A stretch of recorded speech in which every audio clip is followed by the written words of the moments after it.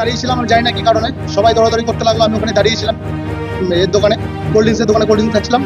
তা করতে কি একজন ইট মারলো।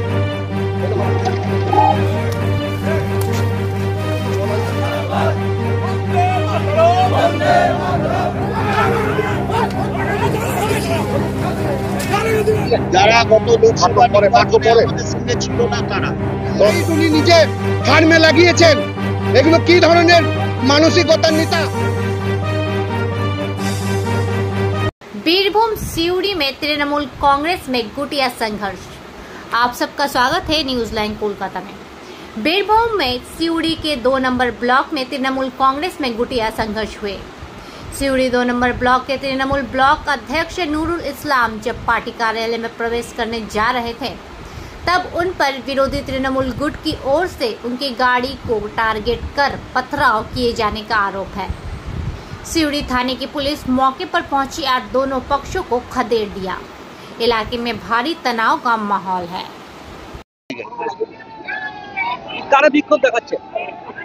যারা গত লোকসভা নির্বাচনে আমাদের সঙ্গে ছিল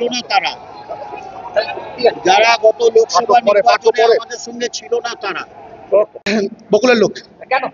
কেন আমি ওখানে দাঁড়িয়েছিলাম, আমি জানি না কি কারণে সবাই দৌড়াদৌড়ি করতে লাগলো। আমি ওখানে দাঁড়িয়েছিলাম এর দোকানে, কোল্ড ড্রিঙ্কসের দোকানে কোল্ড ড্রিঙ্কস খাচ্ছিলাম। তা করতে কি একজন ইট মারলো। হ্যাঁ, এদের বাড়ি হচ্ছে ধলটিগুড়ি।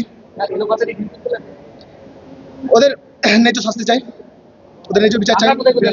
আমার মাথায় লেগেছে, পুরো শরীরে লেগেছে। আমি যখন ইট মেরেছিল তারপরে আমি পড়ে গেছিলাম, তারপরে আমাকে লাত মেরেছে, লাঠি দিয়ে মেরেছে। সব বকুলের লোক। আমার নাম শেখ মইনুল। না, আমি ঠিক থাকতে পারছি না, আমার মাথা ঘুরছে। বুঝতে পারলাম না, আমি এখান থেকে বেরোতে পারবো না। আমার নাম শেখ মইনুল। আমি আপাতত কারোরই দল করতাম না, এখন এখানে দাঁড়িয়েছিলাম, ঠিক আছে। তারপরে আমি নুরুল চেচার দলে এসেছি আজকে। নুরুল চেচার দলে, নুরুল ইসলামের। আমাদের কোনো বিক্ষোভ কর্মসূচি ছিল না।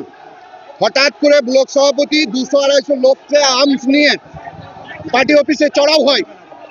ওকে মানুষ মানতে চাইছে না, গোটা এরিয়ার মানুষ। আপনারা দেখছেন, আমরা মানুষজন ডাকি নাই। উনি 200-250 লোককে আর্মস নিয়ে পার্টি অফিসে দখল করতে এসছেন। যদি উনি জনগণের নেতা, তাহলে পার্টি অফিসকে কিসের জন্য দখল করতে হবে? জনগণই তো ওনাকে বসাবে। সমস্ত রাজু মুখার্জি একটা গুন্ডা। এখন আপাতত ওর কাছে 2-3টে মেশিন আছে। ওর কানু রাজুর কাছে মেশিন আছে, ডালিমের কাছে মেশিন আছে। আর্মস নিয়ে আক্রমণ করেছে আমাদেরকে। প্রথম আমাদের ওসব জানাই ছিল না। কি ব্যাপার, গ্রামের মানুষ কি করেছে না করেছে, আমাদের ওইসব ব্যাপারে কোনো বিষয় জানা নাই। পুলিশের কাজ করেছে, আমরা পুলিশকে ডিস্টার্ব করি নাই। ইট পাটকেল রাজু মুখার্জি কিছু গুন্ডা নিয়ে এসছে। রাজু মুখার্জি কিছু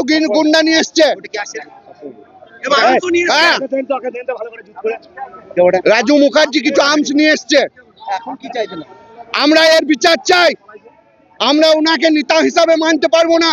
উনি গোরস্থানের লাইট টেন্ডার করে, কবরস্থানের লাইট, আজকে যেখানে একটা ধর্মস্থান সেইখানে লাইট উনি নিজের ফার্মে লাগিয়েছেন। প্রচুর সমবায়ে দুর্নীতি করেছেন। ওই গ্রামের মানুষ, জনতা ক্ষিপ্ত। আমরা কন্ট্রোল করছি, কিন্তু মানুষ এত ক্ষিপ্ত, আমরা সেই জায়গায় কি করতে পারি? উনি জনগণের সামনে হিসাব দিয়ে দেখ। আজকে গোরস্থানের লাইট উনি নিজে ফার্মে লাগিয়েছেন। এগুলো কি ধরনের মানসিকতার নেতা?